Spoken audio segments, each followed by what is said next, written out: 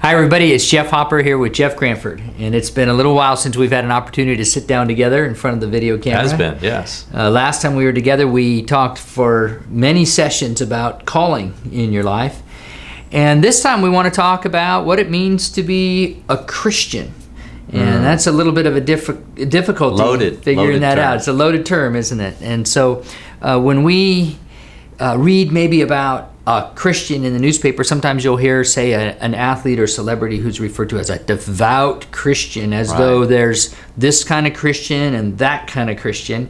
Right. And it invites a really intriguing question of whether anybody should be called a Christian, and if so, who?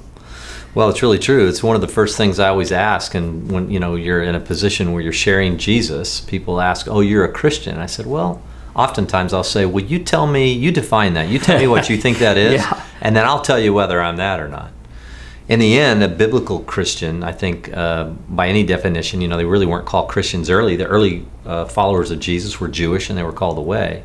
And people always try to recapture that, but I think, in a sense, is someone who's very intentional to, as Jesus said, pick up their cross and follow Him. Whatever that looks like, however that works its way out. So in short, it's followers of Jesus. So I oftentimes just had a situation where I was in Europe, and I defined it exactly as that. I said, there are many who would say I'm a Christian, but I said, in a sense, they ask, what was I? And I said, in short, I'm a follower of Jesus, which provoked all kinds of more questions, and we got into a deeper discussion. And as a writer and editor, that's a little cumbersome for me, because a lot of times people say, well, I don't want to be called a Christian, call me a follower of Jesus. And suddenly we're saying, well, you're a follower of Jesus. Well, I'm a follower of Jesus who does this, but I don't do that. I mean, you could really extend this out, couldn't you? Right, and I think as Jesus talked about it, it was very clear. There's only one kind of follower, and that's somebody who's hot on His trail.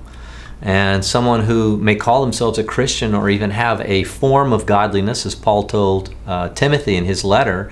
He said, in the latter days, many are going to have a form of religion, a form of godliness. It's going to look like the package, but they're going to deny the power, and the power comes in hot followership of Jesus as opposed to a cold followership of Jesus, as in water. And Jesus said, I'd rather you be hot or cold, and we can talk about this in future segments, because if you're somewhere in between, maybe not a devout follower of Jesus, if you're somewhere in between, I'll actually spew you out of my mouth, which is something that really grabs me and has ever since I really started thinking about whether or not I wanted to be a follower of Jesus. What does it mean to be hot and not cold, or even lukewarm?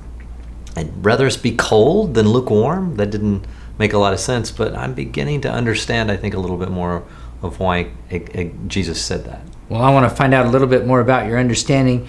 The idea of hot and cold is our defining graphic for this series on who really is a Christian. Yes. So let's talk about next time this idea of hot and cold as it's presented to us in Scripture. Perfect. Great.